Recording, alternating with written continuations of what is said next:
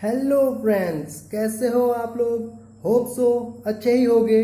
दोस्तों, आज के इस सेशन में हम जो टॉपिक करने जा रहे हैं वो है रेशियो एंड प्रोपोर्शन। ये टॉपिक जो है आईसीएसई सिलेबस के क्लास 10th में है। चलिए इस टॉपिक को अब हम स्टार्ट करते हैं। दोस्तों, अब हमें पहले ये देखना होगा कि रेशियो होता क्या है। रेशियो में हम क्या करते हैं, किसी भी दो नंबर को आपस में डिवाइड करते हैं और वहां से हमें ये पता लगता है कि दो नंबर जो आपस में डिवाइड है वो नंबर आपस में किस तरह रिलेटेड हैं। एक नंबर से दूसरा नंबर कितना अधिक है, कितना कम है, ये हम रेशियो को थ्रू पता लगाते हैं। तो चलिए इस टॉपिक को मैं आपको एक एग्जाम्पल के थ्रू समझाने की कोशिश करता हूं। आइए देखते हैं। सपोज हमारे पास दो नंबर है, एक है ए और दूसरा है मेरे पास क्या, बी। ठीक है, एक नंबर मेरे पास क्या है ए, दूसरा है बी। अब मैं क्या करता हूं, इसे डिवाइड कर देता हूं। ए को मैं बी से डिवाइड करता हूं तो कितना लिखेंगे, ए बाय बी।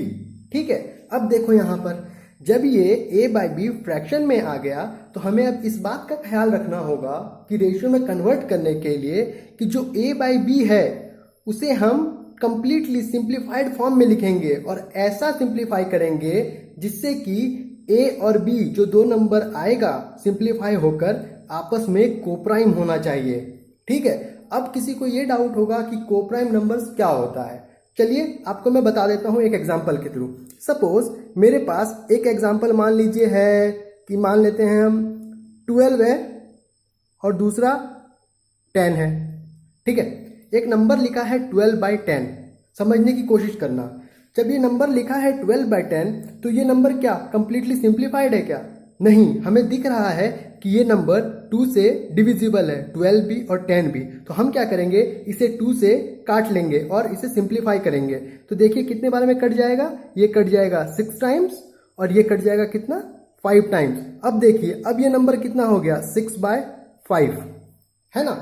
जब नंबर हमारा सिंप्लीफाई हो जाएगा तो वहां पर हम ये देखेंगे कि नंबर कोप्राइम है या नहीं। तो कोप्राइम नंबर वो नंबर होता है जब हम किसी भी नंबर का, किसी भी दो नंबर का जब हम एचसीएफ निकालते हैं तो उन नंबर्स का जो एचसीएफ है वो 1 आना चाहिए। दूसरा कोई भी हाईएस्ट कॉमन फैक्टर 1 के सिवा नहीं होना चाहिए। अगर किसी दो नंबर का हाईएस्ट कॉमन फैक्टर जिसे हम एचसीएफ कहते हैं अगर वो 1 हो तो वो नंबर कोप्राइम कहलाता है। तो यहां पर देख लीजिए 6 और 5, हम अगर लिख दें यहाँ 6 और 5 तो इन दोनों में से कुछ भी कॉमन आ रहा है क्या, सिर्फ 1 ही कॉमन आ रहा है। तो यहां पर इनका एचसीएफ क्या हो जाएगा, 1। इसका मतलब ये नंबर अब क्या हो गया, कोप्राइम नंबर हो गया। अगर मैं दूसरा एक एग्जांपल ले लूं, जैसे मान लो 3 है, एक नंबर 7 है, 3 और 7 के बीच कोई भी ऐसा कॉमन नंबर है जो इसे हम कॉमन निकाल सकते हैं? नहीं, 1 के अलावा दूसरा कोई नंबर नहीं है जिससे हम इसे कॉमन निकाल सकते हैं। तो इसका भी एचसीएफ कितना हो जाएगा, इसका भी एचसीएफ हमारा 1 ही हो जाएगा। ठीक है, तो यहाँ पर 3 और 7 भी आपस में क्या हो गए, ये भी आपस में कोप्राइम हो गए। होप सो आपको इतना समझ आ गया होगा। अब क्या है, अब हमें यहाँ पर कुछ टर्म्स को याद रखना होगा। ठीक है, यहाँ पर जैसे हमने अभी एक रेशियो माना था ए बाय बी का, तो यहाँ पर जो ऊपर का टर्म है, चाहे आप ए बाय बी लिख लो, बी बाय ए लिख लो, सी बाय ए लिख लो, सी बाय डी लिख लो, कुछ भी लिख लो, फर्क नहीं पड़ता। यहाँ पर सिर्फ इस बात का ख्याल रखना है जो भी टर्म ऊपर न्यूमरेटर में होगा, ऊपर में न्यूमरेटर में होगा, उसे हम फर्स्ट टर्म बोलेंगे या फिर उसका दूसरा नाम क्या है, एंटीसीडेंट।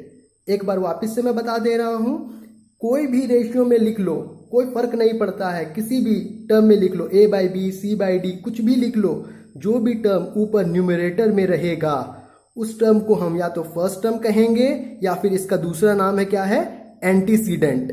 ठीक है, वहीं पर जो टर्म हमारा डेनोमिनेटर में रहेगा उस टर्म को हम सेकेंड टर्म कहेंगे या फिर इसका दूसरा नाम क्या है, कॉन्सिक्वेंट। वापस से जो टर्म डेनोमिनेटर में रहेगा उसे हम या तो सेकेंड टर्म कहेंगे या तो हम कहेंगे कॉन्सिक्वेंट। होप सो आपको अब इतना समझ में आ गया होगा। चलिए आगे देखते हैं हम, यहाँ आगे क्या है। जैसे अगर मैं आपको कहूं कि हमारे पास ए बाय बी का रेशियो लिखा हुआ है, ठीक है, और वहीं मुझे कोई ये कहे कि एक और रेशियो लिखा है उल्टा करके, ए बाय बी को रेसिप्रोकेट करके लिखा है बी बाय ए। अब मुझसे अगर कोई ये बोले कि क्या a बाई बी का रेशियो b बाई ए के रेशियो के बराबर हो सकता है, ये सोचने वाली बात है। क्या a बाई बी का रेशियो b बाई ए के रेशियो के बराबर हो सकता है? चलिए एक एग्जाम्पल के थ्रू इसे भी समझने की कोशिश करते हैं।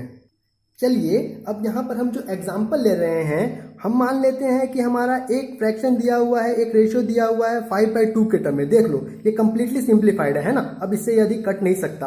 और ये दोनों नंबर क्या है, आपस में को प्राइम है, क्योंकि इन दोनों का एचसीएफ क्या है, 1 है। दूसरा कोई भी नंबर नहीं है जो इससे कॉमन आ सकता है। ठीक है, जैसे अगर मैं इस 5 को a मान लूं और इस 2 को b मान लूं, ठीक है, यहां पर ये 5/2 है, 5 को मैं a मान लिया हूं और 2 को क्या मान लिया मैंने, b। अब मैं क्या करता हूं, इसी रेशियो को पलट देता हूं, रेसिप्रोकेट कर देता हूं, तो वो रेशियो कितना हो जाएगा, 2/5 हो जाएगा। तो यहाँ पर 2 क्या माना हमने, b, तो अब ये रेशियो हो गया b और 5 क्या माना, a। तो यहाँ पर रेशियो हमारा a बाई बी के टर्म में था, अब यहाँ पर रेशियो हमारा b बाई ए के टर्म में हो गया। तो यहाँ पर मेरा क्वेश्चन ये है, क्या a बाई बी और b बाई ए बराबर होंगे, और अगर होंगे तो कब होंगे, ये समझने वाली बात है। देखो यहाँ पर मैथ्स का एक कॉन्सेप्ट समझने की जरूरत है। जब भी हमारा डेनोमिनेटर न्यूमरेटर से छोटा होगा, समझना बात, जब भी हमारा डेनोमिनेटर न्यूमरेटर से छोटा होगा तो वैल्यू अधिक निकलेगा। और वहीं पर अगर न्यूमरेटर डेनोमिनेटर से छोटा हो गया, इसका मतलब डेनोमिनेटर जो है न्यूमरेटर से बड़ा हो जाए। जब भी डेनोमिनेटर न्यूमरेटर से बड़ा हो जाएगा तो वैल्यू छोटा निकलेगा। किससे छोटा निकलेगा, जब भी डेनोमिनेटर छोटा न्यूमरेटर से, तो वहां पर वैल्यू हमेशा ग्रेटर देन 1 होता है। ठीक है, वैल्यू हमेशा 1 से अधिक निकलेगा, कितना भी निकले फर्क नहीं है, जो भी निकलेगा कैलकुलेट करके वो देख लेंगे। लेकिन जब भी डेनोमिनेटर छोटा होगा न्यूमरेटर से, तो हमेशा वैल्यू ग्रेटर देन 1 होगा। और वहीं पर जब वैल्यू डिनोमिनेटर का न्यूमरेटर से बड़ा हो गया, तो वहीं पर वो वैल्यू जो होगा वो लेस देन 1 निकलेगा। तो यहां पर देख लो, एक वैल्यू 1 से बड़ा हो जा रहा है और एक वैल्यू 1 से छोटा हो जा रहा है। तो हमें तो यहां से दिख गया कि a बाई बी का जो रेशियो है वो b बाई ए के रेशियो के कभी बराबर नहीं हो सकता।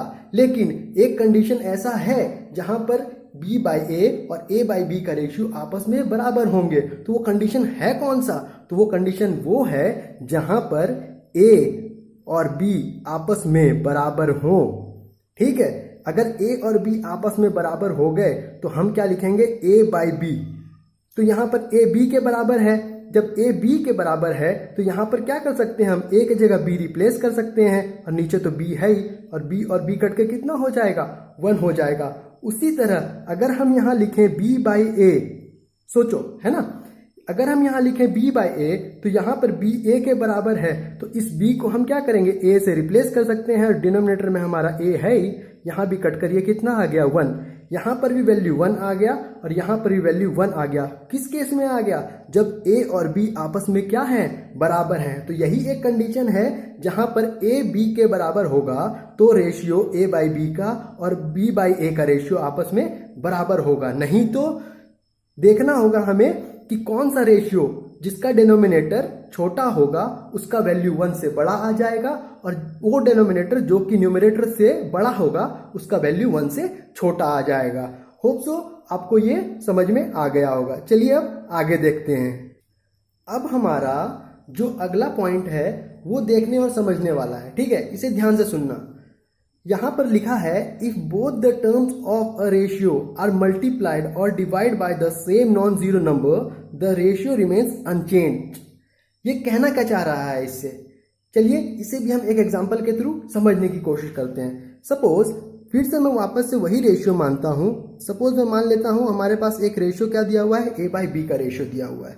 ये यहाँ पर क्या कह रहा है, यहाँ पर ये वो कह रहा है कि अगर हमारे पास एक रेशियो दिया हुआ है, अगर हम उस रेशियो में सेम टर्म से ऊपर भी मल्टीप्लाई कर दे और सेम टर्म से नीचे भी मल्टीप्लाई कर दे, किससे, लेकिन नॉन जीरो टर्म होना चाहिए, जीरो को छोड़कर, क्योंकि हमें तो पता है 0 बाय 0 टर्म जो है वो डिफाइंड ही नहीं है ना। तो ऐसा टर्म आकर भी हमारे पास कोई फायदा नहीं है, क्योंकि ये टर्म तो डिफाइंड ही नहीं है, अनडिफाइंड टर्म है, 0 बाय 0 का फॉर्म। तो यहाँ पर हमें क्या करना है, एक नॉन जीरो नंबर से मल्टीप्लाई करना है, कहाँ, न्यूमरेटर में भी और डेनोमिनेटर में भी। चलिए करके देखते हैं। सपोज अगर मैं मान लेता हूं कि न्यूमरेटर में मैं 5 से मल्टीप्लाई कर दिया, वहीं पर डिनोमिनेटर में मैं 5 से मल्टीप्लाई कर दिया। अब देखो यहाँ ये बोल रहा है कि अगर मैं न्यूमरेटर और डिनोमिनेटर दोनों में सेम नंबर से मल्टीप्लाई कर दूं तो यहाँ पर क्या होगा, कोई फर्क ही नहीं पड़ेगा रेशियो पर। तो सही बात है, रेशियो पे तो फर्क ही नहीं पड़ेगा, क्योंकि ऊपर भी 5 है नीचे भी 5 है हमारे पास। तो होगा क्या, ये 5 और ये 5 आपस में क्या हो जाएंगे, कैंसिल हो जाएंगे। जब ये आपस में कैंसिल हो जाएंगे तो रेशियो हमारा क्या रह गया, रेशियो हमारा a/b ही रह गया। तो यहाँ पर एक चीज तो समझ में आ गया कि अगर हम सेम नॉन जीरो टर्म से ऊपर और नीचे मल्टीप्लाई करते हैं तो रेशियो पे क्या नहीं होता है, फर्क नहीं पड़ता है। अब हमारे पास अगला दूसरा पॉइंट जो है वो लिखा है कि अगर हम इसी रेशियो में, ठीक है, इसी रेशियो में अगर हम न्यूमरेटर में सेम नॉन जीरो टर्म से डिवाइड करते हैं और उसी नॉन जीरो टर्म से b को भी डिवाइड करते हैं, तब भी रेशियो क्या होगा, बदलेगा नहीं। चलिए उसे भी देखकर समझने की कोशिश करते हैं। मैं क्या कर रहा हूं, फिर से वही रेशियो कंसीडर कर रहा हूं, ठीक है, जिससे आपको कंफ्यूजन ना हो। ठीक है, मैं वापस से एक रेशियो मान रहा हूं a/b का रेशियो। ठीक है, अब क्या बोला है कि सेम नॉन जीरो टर्म से जिससे हम न्यूमरेटर को डिवाइड करेंगे, अगर हम उससे ही डिनोमिनेटर को डिवाइड करते हैं तब भी रेशियो पे क्या होता है, फर्क नहीं पड़ता है। रेशियो जैसा था रेशियो वैसा ही रहेगा, a/b था पहले, तो रेशियो तब अब भी a/b ही रहेगा जब हम न्यूमरेटर से और डिनोमिनेटर से सेम टर्म से क्या कर लेंगे, डिवाइड कर लेंगे। तो चलिए देखते हैं। सपोज मैं a को कोई एक टर्म है c, उससे डिवाइड कर लेता हूं, है ना, कोई भी एक नंबर है c जिससे मैं क्या करता हूं, न्यूमरेटर को डिवाइड कर लेता हूं। अब मैं क्या करता हूं, इसी c से डिनोमिनेटर को भी डिवाइड करूंगा, है ना। तो जैसा यहां पर कहा है तो मैं क्या कर रहा हूं, डिनोमिनेटर को भी क्या कर रहा हूं, c से डिवाइड कर लिया। अब बोल रहा है अगर जब हम ऐसा करते हैं तब भी रेशियो जैसा हमारा इनिशियल में था a/b के फॉर्म में अभी भी वैसा ही रह जाएगा। तो चलिए देखते हैं कैसे। अब देखो, जब यहाँ a/c लिखा है और यहाँ b/c लिखा है तो ये तो हमें अच्छे से पता है, ये तो हम बचपन से ही देखते आ रहे हैं। ये c क्या होगा, ये c जाकर इस a से मल्टीप्लाई हो जाएगा और ये b जाकर इस c से मल्टीप्लाई हो जाएगा, है ना। जब ये ऊपर जाएगा तो यहाँ ये क्या हो जाएगा, a इंटू सी, क्योंकि ये c जाकर इस a से मल्टीप्लाई हो गया, है ना। तो यहाँ कितना हो गया, a इंटू सी। अब यहाँ पर क्या है, डिवाइड का साइन है, बाई का साइन है। यहाँ पर c से क्या मल्टीप्लाई हो रहा है, c से मल्टीप्लाई हो रहा है b, तो यहाँ क्या हो जाएगा, c इंटू बी।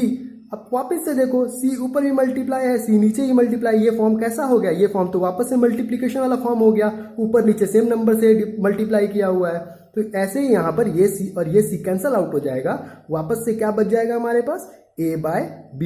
तो देखो रेशियो वापस से चेंज नहीं हुआ। तो इस बात को ख्याल रखेंगे कि हमारे पास जो गिवन रेशियो है, अगर उसमें हम न्यूमरेटर और डिनोमिनेटर में सेम नंबर से मल्टीप्लाई कर दें या फिर सेम नंबर से डिवाइड कर लें तो रेशियो हमारा अनचेंज रहेगा। रेशियो कभी हमारा चेंज होगा ही नहीं, बदलेगा ही नहीं। होप सो आप इस बात को समझ चुके होंगे। चलिए अब आगे कुछ प्रॉब्लम्स देखने की कोशिश करते हैं। चलिए अब प्रॉब्लम सॉल्व करते हैं।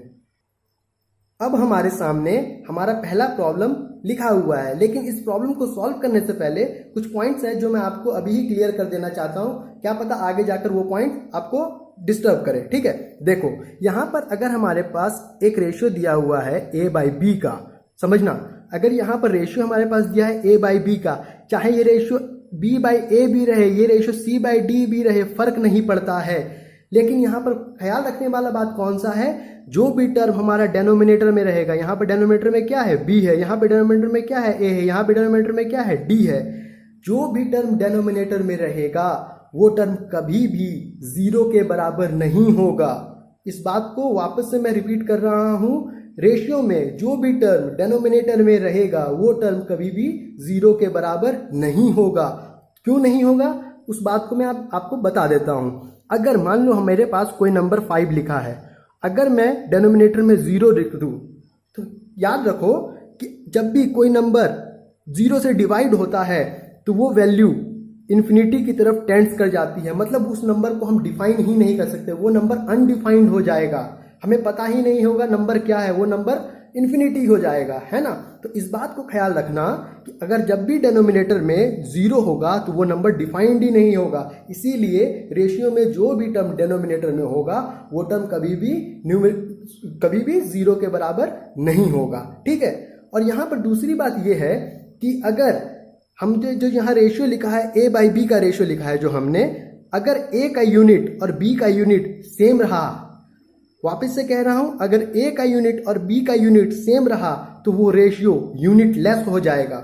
वापस से मैं बोल रहा हूं, अगर हम जिस रेशियो को लिख रहे हैं ए बाई बी के टर्म में, अगर ए का यूनिट और बी का यूनिट सेम रहा तो रेशियो यूनिट लेस हो जाएगा, और अगर सेम यूनिट नहीं रहा तो जो भी होगा हम उतना बाय उतना लिख देंगे। सपोज एक एग्जांपल लेकर बताता हूं, मान लेते हैं ए का यूनिट केजी है ना, ए कुछ केजी है, और अगर बी का भी यूनिट कुछ केजी है तो क्या होगा, केजी और केजी ऊपर नीचे हैं तो केजी केजी क्या होगा, कैंसल आउट हो जाएगा, और यहाँ पर जो रेशियो है ए बाई बी वो क्या हो जाएगा, यूनिट लेस हो जाएगा। वहीं पर अगर सपोज मान लेते हैं ए बाई बी हमारे पास जो रेशियो है, ए का यूनिट यहाँ पर मीटर है, सपोज समझने की बात है ना, अगर ए का यूनिट मीटर है और बी का यूनिट सेकंड है तो अब क्या होगा, ये नंबर आपस में कटेंगे, जो होगा होगा, नंबर तो सिंप्लीफाई होगा, लेकिन अब यहाँ पर यूनिट क्या होगा, यूनिट कैंसल आउट नहीं होगा।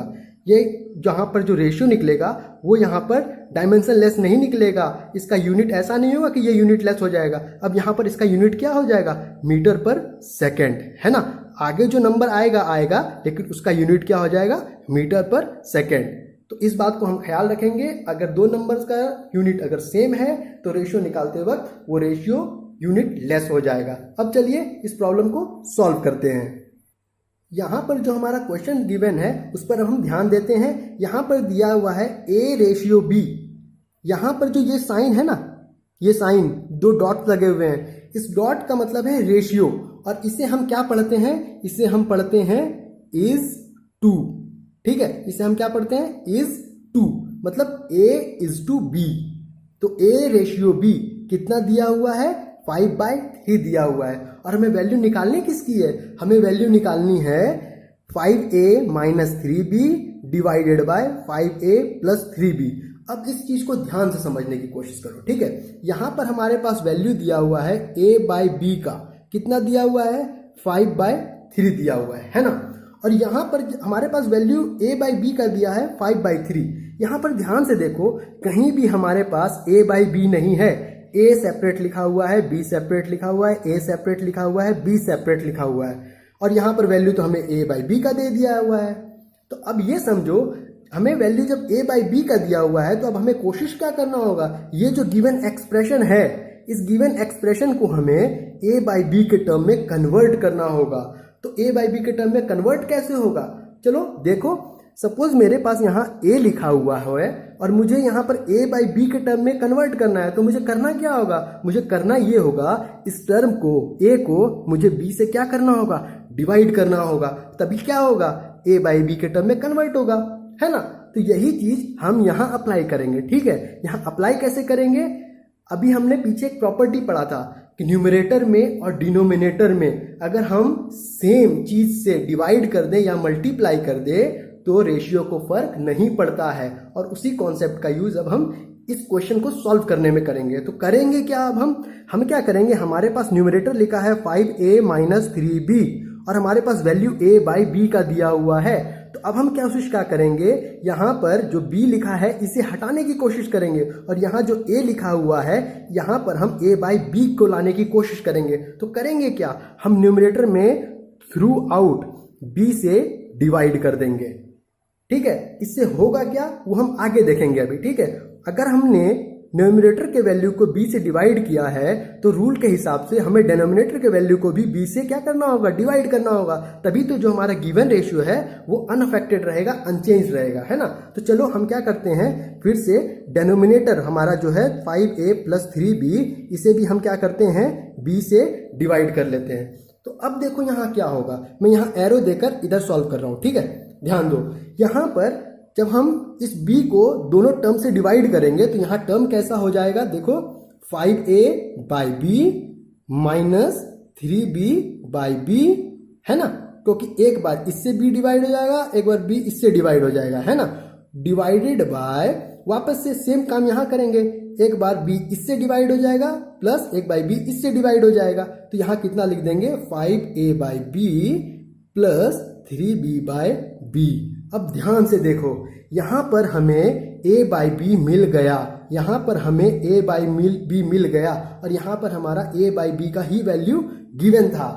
लेकिन यहाँ पर एक चीज और देखो, यहाँ पर b तो दिख रहा है, लेकिन तभी हमें ये भी नजर आया अगर b ऊपर है तो b नीचे भी है, तो ये b और ये भी कैंसल आउट हो जाएगा। यहाँ पर भी ये b और ये b कैंसल आउट हो जाएगा। यहाँ पर अब कितना बच गया, 5a/b, कितना बच गया, 5a/b minus 3 divided bye 5a/b plus 3, है ना। अब यहाँ बहुत इजी हो गया सॉल्व करना, हमारे पास तो a/b का वैल्यू है ही, यहाँ पर हम क्या करेंगे, डायरेक्टली रख देंगे। तो चलिए यहाँ पर वैल्यू रख देते हैं, 5 इंटू a/b का वैल्यू कितना दिया हुआ है, 5/3, यहाँ पर कितना है, -3 होल डिवाइडेड बाय, वापस से यहाँ क्या लिखा है, 5 लिखा है, तो फिर हम यहाँ 5 लिख लेंगे। फिर यहाँ a/b लिखा हुआ है, तो a/b का तो दिया हुआ है वैल्यू कितना, 5/3, यहाँ पर हम क्या करेंगे, 5/3 लिख लेंगे। फिर यहाँ क्या है, +3, यहाँ पर क्या है, +3 कर लेंगे। अब ध्यान से देखो, अब यहाँ सॉल्व कर रहे हैं, 5 इंटू 5 हाउ मच, 25। जब यहाँ 1 था तो एलसीएम कितना हो गया, 1 और 3 का 3 हो गया, तो 3 इससे मल्टीप्लाई होगा तो कितना हो जाएगा, -9 whole divided by 3 divided by, वापस से यहाँ पर 5 इंटू 5 25। फिर यहाँ 1 था नीचे, है ना, 3 के नीचे कुछ नहीं, तो 3 के नीचे क्या है, 1 है, तो 3 और 1 का एलसीएम वापस से 3, तो 3 से वापस से ये मल्टीप्लाई होगा 3, तो कितना हो गया, +9 और वापस से होल डिवाइडेड बाय 3। अब समझने की कोशिश करो। अब देखो ये प्रॉपर्टी पीछे हमने फिर पढ़ा था कि अगर न्यूमरेटर सेम नंबर से डिवाइड है, डेनोमिनेटर सेम नंबर से डिवाइड है, तो रेशियो अनअफेक्टेड रहेगा। क्यों अनअफेक्टेड रहेगा, क्योंकि ये नंबर और ये नंबर कैंसिल हो जाएगा, है ना, क्योंकि ये नंबर जाके इससे मल्टीप्लाई होता, ये नंबर जाके इससे मल्टीप्लाई होता, लेकिन ऊपर भी 3 मिल जाता और डेनोमिनेटर में भी 3 मिल जाता, तो 3 क्या हो जाता, कैंसिल हो जाता। तो यहाँ पर अब क्या हो गया, 25 - 9 बच गया और यहाँ पर 25 + 9 बच गया, तो 25 में से 9 जाएगा, कितना बचेगा, 25 में से 9 जाएगा तो बचेगा 16, है ना। और 25 में अगर हम 9 ऐड करेंगे तो कितना हो जाएगा, 34। अब देखो आंसर तो आ गया 16/34, लेकिन रेशियो क्या कहता है, रेशियो ये कहता है जो हमारा नंबर आएगा वो एक सिंप्लीफाइड फॉर्म में होना चाहिए। वो नंबर, जो दो नंबर हमारा रेशियो है, वो नंबर आपस में को प्राइम होने चाहिए, लेकिन यहाँ तो नंबर को प्राइम नहीं है। यहाँ पर हमारा 16 लिखा है, यहाँ 34 लिखा है, दोनों से ही 2 कॉमन आ जाएगा, तो हम क्या करेंगे, जो कॉमन आ रहा है उसी नंबर से इसे सिंप्लीफाई कर देते हैं, है ना। 16 किससे कट जाएगा, 8 टाइम्स कट जाएगा, 34 कितने टाइम्स कट जाएगा, 34 17 टाइम्स कट जाएगा, तो हमारा जो रियल आंसर है, ओरिजिनल आंसर है, वो क्या हो जाएगा, 8/17। अब देखो 8 और 17 आपस में क्या हो गए, को प्राइम हो गए, और यही हमारा क्या हो जाएगा, आंसर हो जाएगा कितना, 8/17। होप सो आपको ये क्वेश्चन समझ में आ गया हो, आपको ये लेक्चर पसंद आया होगा। अगर आपको ये लेक्चर पसंद आया होगा तो चैनल को सब्सक्राइब करें, लेक्चर को शेयर करें, कमेंट करें, लेक्चर को लाइक करें। तब तक के लिए thank you, have a nice day.